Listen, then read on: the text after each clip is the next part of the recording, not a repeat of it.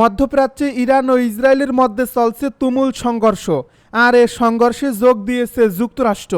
আমাদের হাতে এসেছে গুরুত্বপূর্ণ আপডেট আন্তর্জাতিক সংবাদ। শুরুতেই থাকছে ইরানের ইস্পাহানে সেন্ট্রিফিউজ উৎপাদন কেন্দ্রে হামলা চালানো হয়েছে দাবি ইসরায়েলের।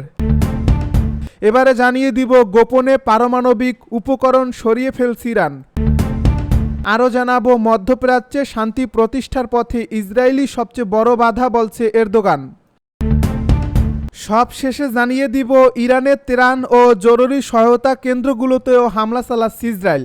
এতক্ষণ শুনছিলেন আপডেট আন্তর্জাতিক সংবাদের শিরোনাম, এবারে বিস্তারিত।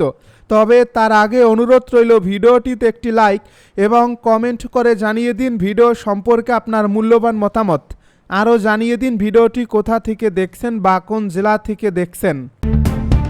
ইরানের ইস্পাহানে সেন্ট্রিফিউজ উৎপাদন কেন্দ্রে হামলা চালানো হয়েছে দাবি ইসরায়েলের।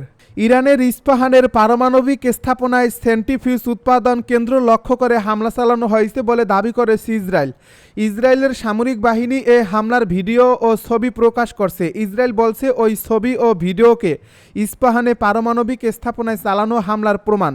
ইসরায়েলি সেনাবাহিনীর মুখপাত্র অ্যাভিসাই আদ্রাই এক পোস্টে একটি ভিডিও ও কয়েকটি ছবি শেয়ার করে বলেন, এটি ইস্পাহানে অবস্থিত পারমাণবিক স্থাপনার চিত্র, যেখানে ইউরেনিয়াম রূপান্তরের কাজ হয়। এটি পরমাণু অস্ত্র তৈরির পথে ইউরেনিয়াম সমৃদ্ধির পরবর্তী ধাপ। তিনি আরও বলেন, বিমান বাহিনী কেন্দ্রীয় এই স্থাপনার পাশাপাশি সেন্ট্রিফিউজ উৎপাদনে ব্যবহৃত ভবনগুলোকে লক্ষ্য করে হামলা চালিয়েছে। আমরা ইরানের পারমাণবিক প্রকল্পে হামলা অব্যাহত রেখেছি। প্রসঙ্গত, গত 13 জুন থেকে ইসরায়েল ইরানের বিভিন্ন স্থান, বিশেষ করে সামরিক ও পরমাণু স্থাপনাগুলোকে লক্ষ্যবস্তু করে বিমান হামলা চালাচ্ছে। এর জবাবে তেহরান ও তেল আবিব সহ ইসরায়েলের বিভিন্ন লক্ষ্যবস্তুতে ব্যালিস্টিক ক্ষেপণাস্ত্র ও ড্রোন হামলা শুরু করে। গোপনে পারমাণবিক উপকরণ সরিয়ে ফেলছে ইরান। মার্কিন ভিত্তিক পর্যবেক্ষক সংস্থা Institute for the Study of War ও ক্রিটিক্যাল থ্রেটস প্রজেক্ট দাবি করছে, ইরান তাদের কিছু পারমাণবিক উপকরণ গোপনে সরিয়ে ফেলছে এবং সেগুলো এমন স্থানে সরিয়ে নিয়েছে যেখানে তা ধ্বংস করা কঠিন। আইএসডব্লিউ ও সিটিপির সর্বশেষ যৌথ মূল্যায়নে বলা হয়েছে, ইরানের ইসলামী বিপ্লবী গার্ড বাহিনীর একজন শীর্ষ কর্মকর্তা জানিয়েছেন, ইসরায়েলি হামলার আশঙ্কায় গুরুত্বপূর্ণ পারমাণবিক উপকরণ নিরাপদ স্থানে সরিয়ে ফেলা হয়েছে, যাতে সেগুলো ধ্বংস হওয়া থেকে রক্ষা পায়। এই কৌশলের উদ্দেশ্য কি তা ব্যাখ্যা করে পর্যবেক্ষকেরা বলেন, এর মাধ্যমে ইরান পশ্চিমাদের সামনে এমন একটি বার্তা দিতে চাইছে যে সব পারমাণবিক উপকরণ ধ্বংস করতে চাইলে যুক্তরাষ্ট্র ও ইসরায়েলকে দীর্ঘ, কঠিন এবং হয়তো ব্যর্থ এক অনুসন্ধানে নামতে হবে। এর ফলে পশ্চিমা দেশগুলোকে আলোচনায় ফিরতে উৎসাহিত করাই ইরানের লক্ষ্য। পর্যবেক্ষক সংস্থাগুলো বলছে, এটি এক ধরনের কূটনৈতিক চাপ তৈরির কৌশল, যাতে করে পশ্চিমা শক্তিগুলো যুদ্ধ নয়, আলোচনার পথ বেছে নেয়। ইরান অবশ্য বরাবরই বলে আসছে তাদের পারমাণবিক কর্মসূচি শান্তিপূর্ণ উদ্দেশ্যে পরিচালিত। তবে ইসরায়েল ও যুক্তরাষ্ট্র দাবি করছে, ইরান গোপনে পারমাণবিক অস্ত্র তৈরির চেষ্টা করছে। আর এর জেরে গত 13 জুন থেকে শুরু হওয়া সংঘাতে ইসরায়েল ইরানের সামরিক ও পরমাণু স্থাপনায় বিমান হামলা চালিয়েছে এবং এর জবাবে ইরানও ইসরায়েলের বিভিন্ন লক্ষ্যবস্তুতে ব্যালিস্টিক ক্ষেপণাস্ত্র ও ড্রোন হামলা শুরু করে। মধ্যপ্রাচ্যে শান্তি প্রতিষ্ঠার পথে ইসরায়েলই সবচেয়ে বড় বাধা বলছে এরদোগান। তুরস্কের প্রেসিডেন্ট রিসেপ তাইয়েপ এরদোগান বলেছেন, যুক্তরাষ্ট্রের সঙ্গে নতুন পরমাণু আলোচনার ঠিক আগে ইরানের উপর আলোচনার হামলার লক্ষ্য হল আলোচনাকে নস্যাতের চেষ্টা। তুরস্কের রাজধানী ইস্তাম্বুলে ইরানের পররাষ্ট্রমন্ত্রীর উপস্থিতিতে এক কূটনৈতিক সম্মেলনে বক্তব্য রাখেন তিনি। এ সময় তিনি ইসরায়েলের হামলাকে সরাসরি ডাকাতি উল্লেখ করে এর নিন্দা জানান এবং অভিযোগ করেন যে দেশটি মধ্যপ্রাচ্যকে অস্থিতিশীল করার চেষ্টা করছে। তুরস্কের প্রেসিডেন্ট বলছেন, নেতানিয়াহু সরকার প্রমাণ করছে যে তারা এই অঞ্চলে শান্তির পথে সবচেয়ে গুরুত্বপূর্ণ বাধা। তিনি আরও বলেন, 13 জুনের হামলার মাধ্যমে নেতানিয়াহু সরকারের আসলে লক্ষ্য ছিল আলোচনা প্রক্রিয়াকে দুর্বল করা। এদিকে শুক্রবার জেনেভায় ইউরোপীয় প্রতিনিধিদের সঙ্গে বৈঠকের পর শনিবার ইরানের পররাষ্ট্রমন্ত্রী আব্বাস আরাগচি তুরস্কের ইস্তাম্বুলে কূটনৈতিক আলোচনা চালিয়ে যাচ্ছেন।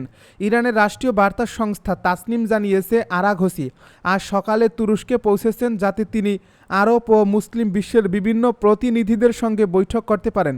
তাসনিমের এ প্রতিবেদনে বলা হয়েছে, আরাগসি বলেছেন, এই বৈঠকে ইরানের প্রস্তাব অনুযায়ী আমাদের দেশের উপর জায়নিস্টদের হামলার বিষয়টি বিশেষভাবে আলোচনা করা হবে। জায়নবাদ মূলত ইসরায়েল রাষ্ট্রের পক্ষে অবস্থান নির্দেশ করে। বর্তমানে ইহুদি রাষ্ট্র হিসেবে ইসরায়েলের সুরক্ষা, উন্নয়ন ও সম্প্রসারণে যারা বিশ্বাসী তাদেরকে জায়নিস্ট বলা হয়।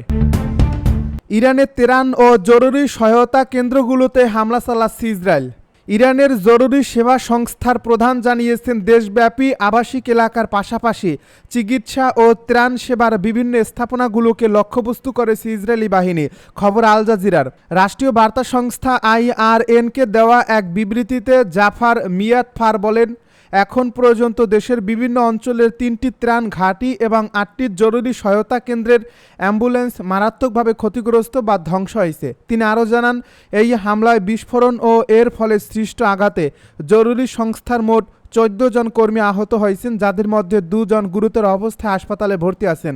প্রসঙ্গত, গত 13 জুন থেকে ইসরায়েল ইরানের বিভিন্ন স্থানে, বিশেষ করে সামরিক ও পরমাণু স্থাপনাগুলোকে লক্ষ্যবস্তু করে বিমান হামলা চালাচ্ছে। এর জবাবে তেহরান ও তেল আবিব সহ ইসরায়েলের বিভিন্ন লক্ষ্যবস্তুতে ব্যালিস্টিক ক্ষেপণাস্ত্র ও ড্রোন হামলা শুরু করে।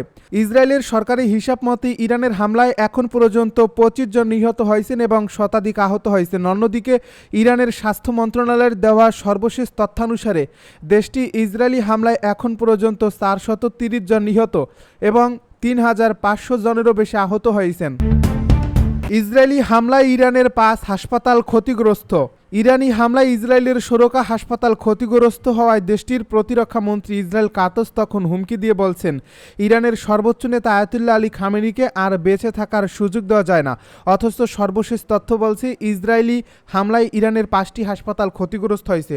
শুক্রবার ইরানের রেড ক্রিসেন্ট সোসাইটির প্রধান ইসরায়েলি হামলায় ইরানের 5টি হাসপাতাল ক্ষতিগ্রস্ত হওয়ার তথ্য জানায়। তবে ঠিক কোন কোন হাসপাতাল ক্ষতিগ্রস্ত হয়েছে এবং কখন এই ক্ষয়ক্ষতি হয়েছে তা স্পষ্ট নয় বলে জানিয়েছে CNN। যদিও ইরানের রাষ্ট্রীয় গণমাধ্যম জানিয়েছিল, ওই ক্ষেপণাস্ত্র হামলার মূল লক্ষ্য ছিল সোরকা হাসপাতালের পাশের একটি সামরিক স্থাপনা, হাসপাতাল নয়। বার্তা সংস্থা AFPর তথ্য অনুযায়ী তেল আবিবের কাছে হোলন শহরে সাংবাদিকদের সঙ্গে কথা বলার সময় ইসরায়েল কাতস আরও বলেছিলেন, খামেনি প্রকাশ্যে ঘোষণা দেন তিনি ইসরায়েলকে ধ্বংস করতে চান। হাসপাতালের উপর হামলার নির্দেশও তিনি এই ব্যক্তিগতভাবে দিয়েছেন। ইসরায়েল রাষ্ট্রকে ধ্বংস করা তার লক্ষ্য, এমন একজন মানুষকে আর বেঁচে থাকার সুযোগ দেওয়া যায় না। রেড ক্রিসেন্টের পরিচালক পীর হোসেন কেলি ভান্দো বার্তা সংস্থা ইরানকে বলেন, বিস্ফোরণের ফলে এই হাসপাতালগুলোর কাচের জানালা ভেঙে পড়ে এবং ধোঁয়ার কারণে অনেক রোগীর শ্বাসকষ্ট দেখা দেয়। তিনি আরও বলেন, হাসপাতালগুলো সরাসরি লক্ষ্যবস্তু ছিল না, তবে এই ঘটনাগুলো আন্তর্জাতিক আদালতে উপস্থাপন করা হবে, কারণ সংঘাতের সময় হাসপাতালে হামলা চালানো আন্তর্জাতিক মানবাধিকার আইনের লঙ্ঘন।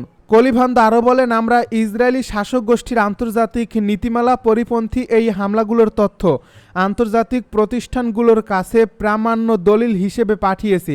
সোরকা হাসপাতালে হামলার জন্য ইরানের উপর দায় চাপালেও নিজেদের একই ধরনের অপরাধের বিষয়ে যেন মুখে কুলু পেটে আছে ইসরায়েল। কেননা গাজা এর চেয়েও অমানবিক হামলার সুস্পষ্ট নিদর্শন রেখেছে ইসরায়েল। নির্বিচার বোমা হামলায় গাজার স্বাস্থ্য ব্যবস্থা কার্যত গুঁড়িয়ে দিয়েছে তারা।